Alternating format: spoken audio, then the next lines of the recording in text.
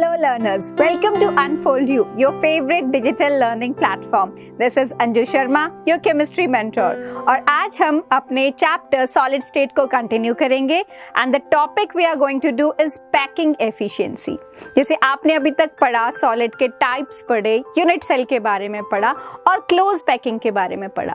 अब हम ये देखेंगे कि हर crystal में जो क्यूबिकली अरेंज्ड हैं एटम्स, वो कितने एटम्स, कितना पोर्शन ऑफ एटम्स क्यूब के अंदर है, वो क्यूब कितनी पैक्ड है और कितनी वेकेंट रह जाती है.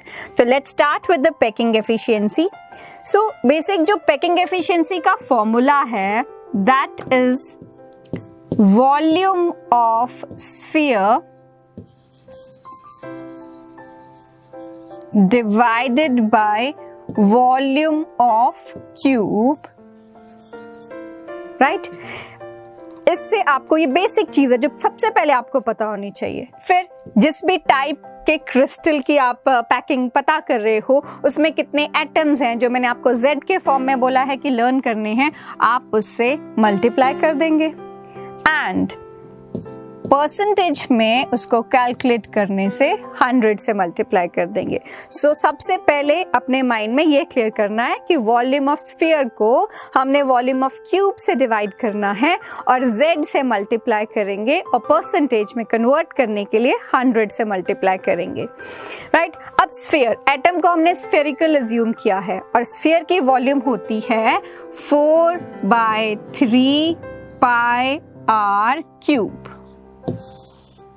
और वॉल्यूम ऑफ क्यूब, क्यूब की एज लेंथ हमने a ली है तो उसमें वो a क्यूब हो जाएगा. Z की वैल्यू वेरी करेगी अकॉर्डिंग टू कि वो सिंपल क्यूबिक है तो Z1 है, बॉडी सेंटर्ड है तो Z2 होगा और अगर फेस सेंटर्ड है तो Z4 होता है. तो अकॉर्डिंगली आप उसकी Z की वैल्यू लिख के 100 से मल्टीप्लाई कर देंगे. बट द थिंग इज यहाँ पर हमारे पास रेडियस है r और यहाँ पर एज लेंथ है, तो हमने जो बेसिक काम करना है इस डेरिवेशन को करने के लिए हमने इस a को रिप्लेस करना है r की टर्म्स में ताकि r कट जाए और हमारे को परसेंटेज मिल जाए. सो आपका बेसिक फोकस होगा कि हम a को r की टर्म्स में करें और ये पैकिंग एफिशिएंसी हम 3 तरह के क्यूब्स के लिए डिराइव कर रहे हैं, सिंपल क्यूबिक के लिए, बॉडी सेंटर्ड के लिए और फेस सेंटर्ड के लिए. So it says the percentage of total space filled by particles is called packing efficiency. कि कितना स्पेस पार्टिकल्स ने फिल किया है, कितना पैक्ड है आपका क्रिस्टल, जिसका फॉर्मूला है volume occupied by 4 spheres in the unit cell divided by total volume of the unit cell into 100. सबसे पहले हमारे पास सिंपल क्यूबिक यूनिट सेल है. अब देखिए जब आप क्यूब ड्रॉ करते हैं तो इस तरीके से हम ड्रॉ करते हैं और हम एटम्स को ऐसे प्लेस करते हैं, राइट. लेकिन एटम्स एक्चुअली इतने दूर प्लेस्ड नहीं होते, दे टच ईच अदर. हम सिर्फ ये अपनी कन्वीनियंस के लिए ड्रॉ करते हैं. तो जैसे आप इसमें देख रहे हो ये 2 येलो कलर के एटम्स जिनको हम कंसिडर कर रहे हैं वो दोनों आपस में डायरेक्ट कांटेक्ट में है, राइट. सो एक साइड कोई भी हम क्यूब की जो लेते हैं हम वो लेते हैं A, राइट. तो अगर इस एज लेंथ में आप देखो इस स्फीयर का रेडियस आएगा और इस स्फीयर का भी रेडियस आएगा, तो बेसिकली सिंपल क्यूब में जो A है that is equal to 2r.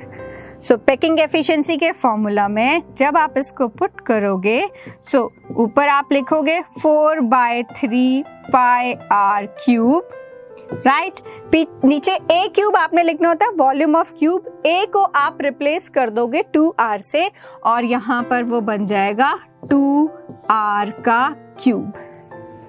Z simple cubic के लिए 1 होता है, तो आप उसको मल्टीप्लाई करेंगे 1 से, और परसेंटेज में कन्वर्ट करने के लिए आप उसको 100 से मल्टीप्लाई कर देंगे and you will get the percentage. So basic जो आपको समझना है हर तरह के डेरिवेशन में, सबसे पहली चीज आपने ये करनी है कि एज लेंथ को रेडियस के टर्म्स में कन्वर्ट करना है, but that will be different for simple, body centred and face centred, because arrangement of atoms and number of atoms उसमें डिफरेंट होती है। सबसे कम पैकिंग आपको सिंपल क्यूब में मिलती है, क्योंकि जैसे आप जब आपने नंबर ऑफ एटम्स भी डिराइव किए थे तो आपने 1/8 × 8 किया था कि 8 कॉर्नर्स हैं और हर कॉर्नर पे 1/8 पोर्शन क्यूब के अंदर है, तो टोटल आपके पास नंबर ऑफ एटम्स ही 1 आते हैं, जो कि सबसे कम है तीनों के केस में। 1 for simple cubic, 2 for body centre, 4 for face centre. So सबसे कम पैकिंग आपको इसमें मिलेगी। जो आपकी पैकिंग एफिशिएंसी की परसेंटेज आएगी that will be least for simple cubic unit cell. So अब जस्ट डेरिवेशन को मैं आपको बताती हूँ डिटेल में। It says in a simple cubic lattice the atoms are only located on the corners of the cube. The particles touch each other. जैसे मैंने आपको बताया हम अपनी कन्वीनियंस के लिए उसको दूर दूर बनाते हैं, but actually they touch each other. Thus the edge length or side of the cube A and the radius of each particle are related as A is equal to 2r। जो मैंने कहा कि A को आपने हमेशा r की terms में put करना है और फॉर्मूला में लिख के सॉल्व कर देना है। वॉल्यूम ऑफ क्यूब आपके पास आ गई 2r का whole cube which gives you 8r cube, and volume of sphere जो है that is equal to 4/3 pi r cube. अब इन वैल्यूज को हम पुट कर देते हैं फॉर्मूला में। सो पैकिंग एफिशिएंसी का formula volume of 1 atom divided by volume of cubic unit cell into 100। 1 atom की 4/3 pi r cube, A is equal to 2r, जिसको सॉल्व करके हमारे पास आएगा 8r क्यूब। 100 से मल्टीप्लाई किया, इसको सॉल्व करके आपके पास आ जाता है π/6 into 100। ये सिंपल इतनी वैल्यू भी आपको MCQs में पूछी जाती है। It is not always the percentage which is asked. They can ask you in this form also. So after solving this you get 52.36%, जिसको आप approximately 52.4% लिख सकते हो। Thus we may conclude that CCP and HCP structures have maximum packing efficiency, which we'll be doing after some time. And it says simple cubic unit cell, the spheres are in contact with each other along the edge of the cube, like I told you. So next is packing in face centered cubic structure. So face centered में क्या होता है, corners के साथ साथ एक atom हम consider करेंगे फेस के सेंटर में। फेस क्या होता है, जैसे रूम की साइड्स होती है वैसे क्यूब की साइड्स को फेस बोलते हैं, और उसके सेंटर में हम इस बी एटम को कंसिडर कर रहे हैं। अब देखो ये AD, this is edge length A, right. DC भी क्यूब की एज लेंथ A होगा, लेकिन ये जो AC है वो डायगोनल है, जिसको फेस डायगोनल कहते हैं। इसको कैलकुलेट करने के लिए हम यहाँ पर पाइथागोरस थ्योरम लगाएंगे, जिससे AC स्क्वायर कितना आ जाएगा, AC स्क्वायर आ जाएगा A² + A² which is equal to 2A square. और अगर आप सिर्फ AC कैलकुलेट करोगे तो वो आ जाएगा आपके पास √2A। ठीक है। सो अब पैकिंग एफिशिएंसी का जब फॉर्मूला लिखोगे तो वो होगा volume of sphere divided by volume of cube into Z into 100। तो वॉल्यूम ऑफ स्फीयर हम लिख देंगे 4/3 पाई r क्यूब।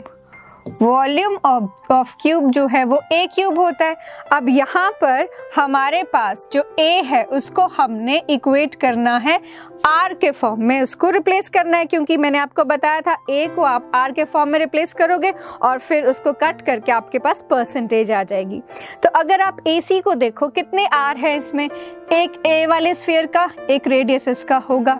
बी का हमारे पास पूरा डायमीटर आ रहा है जिसमें 2 रेडियस होंगे, सो वन इज दिस, और सी का एक रेडियस, सो टोटल आपके पास 4 रेडियस हो जाते हैं। तो this A C is equal to 4r। तो यहां से आप a कैलकुलेट करोगे, √2a is equal to 4r। इस इक्वेशन में से आप a कैलकुलेट करके यहां पुट कर दोगे। z की वैल्यू FCC के लिए 4 है और यहां पर आप 100 से मल्टीप्लाई करोगे उसको परसेंटेज में कन्वर्ट करने के लिए। लेट्स सी इसको कैसे सॉल्व किया है। So he says packing efficiency in HCP and CCP structure. Both types of close packing, HCP और CCP equally efficient है। मतलब आप FCC बोलो चाहे HCP बोलो चाहे CCP बोलो, सबकी पैकिंग सेम होगी। Let us calculate the efficiency of packing in CCP structure, जिसमें ट्राइंगल ABC कंसिडर करके इसने √2a निकाला डायगोनल का, जिसको रेडियस के फॉर्म में हमने 4r से इक्वेट किया, और r की वैल्यू आपके पास आ जाएगी a/2√2। After this packing efficiency के फॉर्मूला में आप इसको पुट करोगे। सो ये नंबर ऑफ एटम FCC में 4 होगा और volume of cube 4/3 πr cube. जैसे a और r का रिलेशनशिप देखा तो a क्यूब आपके पास 2√2 का क्यूब आ जाएगा और 100 से आप मल्टीप्लाई करोगे and you will get the answer which is 74%। Maximum number of atoms जो हैं इसी टाइप की पैकिंग में होगा, तो मैक्सिमम पैकिंग एफिशिएंसी भी आपको HCP या CCP या FCC में मिलती है which is equal to 74%। Now comes body centered cube. Body centered cube में हमने एक तो कॉर्नर को कंसिडर करना है, ये कॉर्नर वाला एटम लिया और ये कॉर्नर वाला एटम लिया, और साथ में कंसिडर करना है जो सेंटर, बॉडी के सेंटर में है। तो इसमें जो डायगोनल आप कंसिडर करोगे वो क्यूब के सेंटर से पास करेगा। तो जैसे आपके पास रूम है तो फ्रंट वाली वॉल का टॉप वाला आइटम अगर आप लेते हो, मान लीजिए लेफ्ट साइड का, तो बीच में सेंटर आएगा बॉडी सेंटर वाला आइटम, और बैक वाली वॉल का राइट वाला corner, right. In this way you choose the body diagonal, जिसमें यहाँ अगर आप देखो तो ये फ्रंट वाली साइड का A आपने चूज किया है, बैक वाली वॉल का F चूज किया है, और बीच में बॉडी के सेंटर वाला एटम है। अब यहां पर हम कंसिडर करेंगे इस ट्राइंगल को विच इज ADF। A आप देख रहे हो एज लेंथ है, लेकिन यहां पर जो FD है that is not edge length, वो अभी आपने कैलकुलेट किया था, ये है फेस डायगोनल जो कि आपके पास वैल्यू थी √2a। तो this is A, this is √2a। इस राइट एंगल ट्राइंगल में जब आप पाइथागोरस थ्योरम लगाएंगे तो ये third side that will come out to be √3a, right. तो AF आपके पास A की टर्म्स में आ जाएगा √3a। और अगर आप रेडियस देखें तो जैसे FCC में था, सिमिलरली आप यहाँ रेडियस देखिए, A एटम का रेडियस, C में आपके पास पूरा डायमीटर है, सो 2 रेडियस इसमें कवर हो जाएंगे और एक रेडियस F एटम का, तो ये √3a बन जाएगा 4r के इक्वल। ये जो A और R के रिलेशनशिप हैं जो मैंने तीनों केसेस में आपको बताए, 1 मार्क के लिए आपको क्वेश्चन पूछा जाता है सिंपल कि इस टाइप ऑफ पैकिंग में A और R का क्या रिलेशनशिप है, और वही चीज आपको पैकिंग एफिशिएंसी में भी यूज होती है। तो अगर आप डायरेक्टली भी इसको याद कर लेते हो तो वो भी बेटर रहता है। सो हमारे पास अगेन हम पैकिंग एफिशिएंसी का फॉर्मूले में इसको पुट करेंगे, वॉल्यूम ऑफ स्फीयर लिखेंगे, वॉल्यूम ऑफ क्यूब से डिवाइड करेंगे, एंड बिकॉज ये BCC है इसका Z होगा 2 और 100 से मल्टीप्लाई करेंगे for converting it into percentage, right. So cube में इस बार A क्यूब में जो A है वो हम यहां से निकालते हैं। So let's see how we will calculate this and what comes to be its percentage. So it says efficiency of packing in body centered cubic structure. In figure it is clear that atom at the center will be in touch with the other 2 atoms. जैसे आपने पिछली slide में देखा, ये जो centre वाला atom है ये साइड वाले एटम्स को टच कर रहा है। देन इट सेज दैट ये बॉडी डायगोनल इसको बोलेंगे, पूरे बॉडी सेंटर में जो आएगा, और ट्रायंगल से हमने कैलकुलेट किया था, तो जो हमारी एज लेंथ आई थी that was equal to √3a। After that we put it in the formula.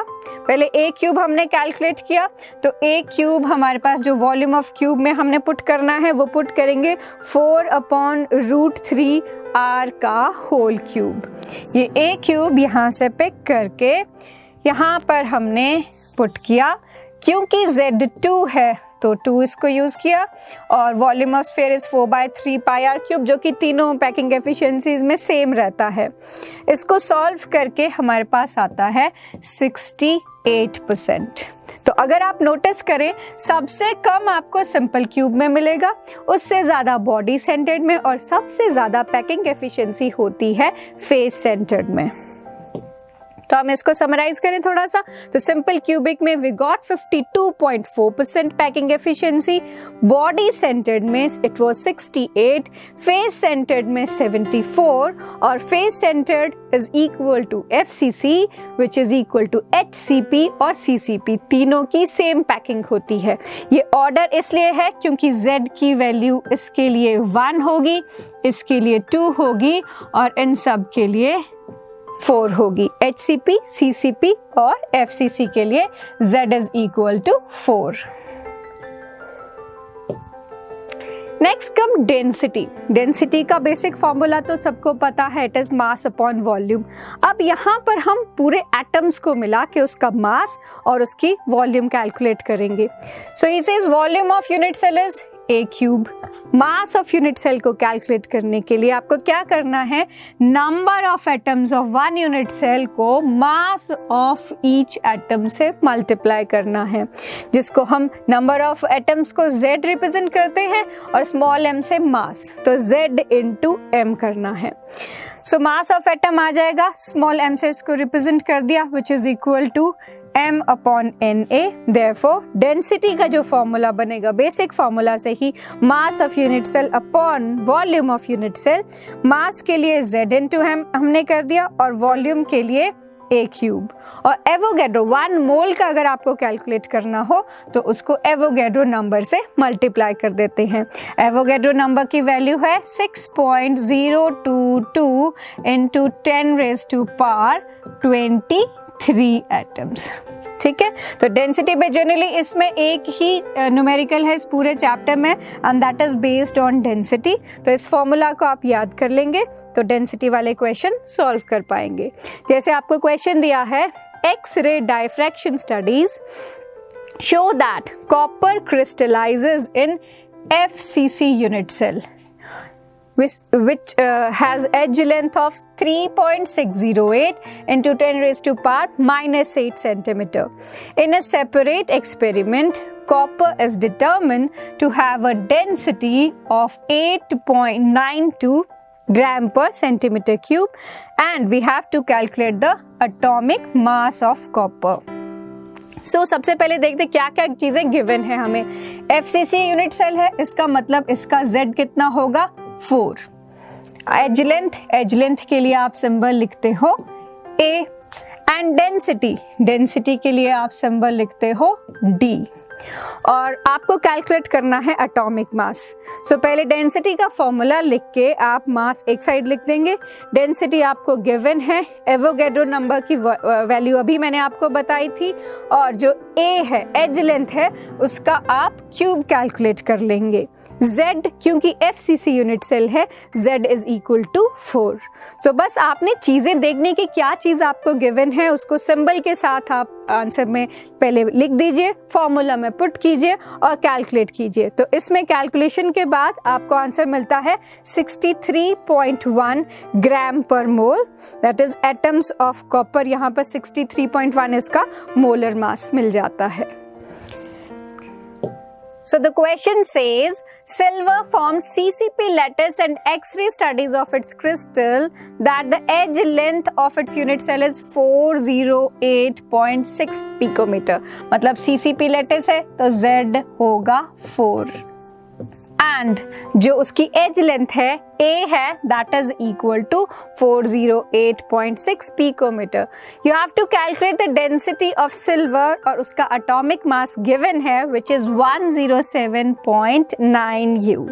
So density के फॉर्मूला में आप पुट करोगे गिवन चीजें तो Z है 4, mass of silver is given which is 107.9 and you are given edge length जिसको आप put करोगे और इसका क्यूब कैलकुलेट करोगे एंड एवोगैड्रो नंबर की वैल्यू मैंने आपको बताई 6.022 10⁻23 राइट. सो इससे जो आपको आंसर मिलेगा दैट इज इक्वल टू 10.5 ग्राम पर centimetre cube.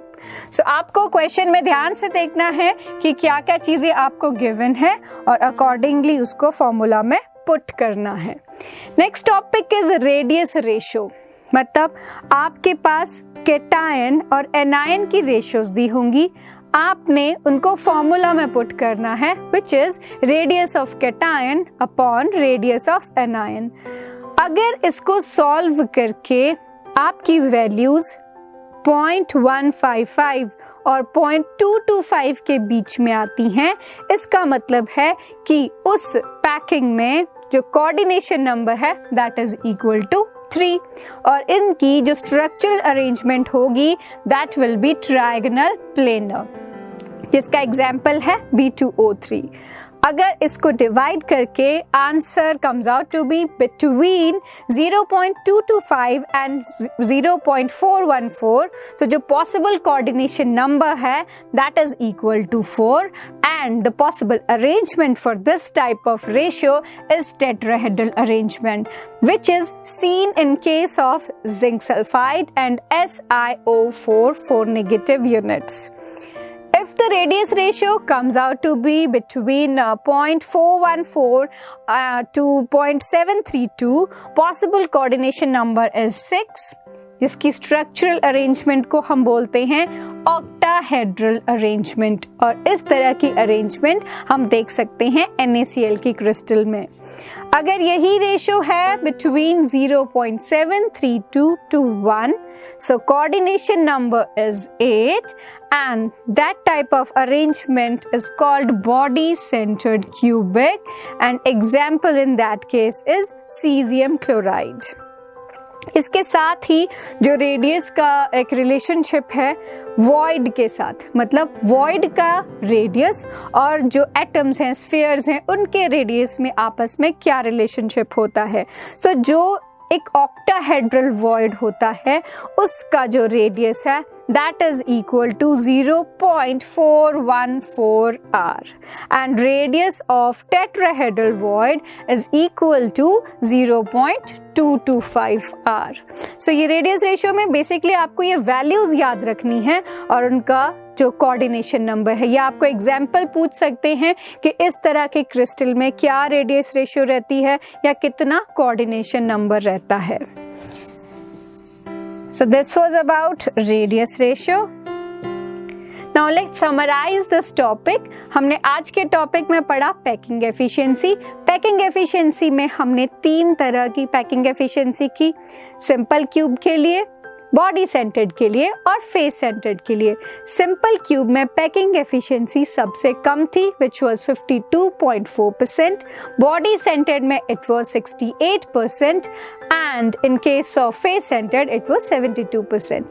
So packing efficiency से हमें ये पता चलता है कि क्यूब के अंदर कितना स्पेस ऑक्युपाइड है और कितना स्पेस वेकेंट है. Then we did density जिसमें हम जो पैकिंग के बाद क्यूब के अंदर कितनी डेंसिटी है उसको कैलकुलेट कर सकते हैं. इसके लिए हमें एटम, जिस भी एटम की अरेंजमेंट हमने की है उसका Z की वैल्यू, नंबर ऑफ एटम्स पता होना चाहिए. अगर मोलर मास नहीं गिवन है तो हमें कुछ पॉपुलर जो एलिमेंट्स हम ज़्यादातर करते हैं D ब्लॉक के एलिमेंट्स, उनका आप मोलर मास याद रख सकते हैं. रेडियस रेशियो रूल्स में लाइक आई टोल्ड यू, एक टेबल जो आपको गिवन है उसमें आपको वैल्यूज याद करनी है, वो रेशियोज की वैल्यूज के अकॉर्डिंग ही आपको कोऑर्डिनेशन नंबर याद रखना है, और किन किन क्रिस्टल्स में वो होता है, उनके एग्जाम्पल कौन कौन से हैं वो आपको पूछे जा सकते हैं। So that was all for this topic. We will be back with the next interesting topic. Till then, keep learning, keep revising. Thank you.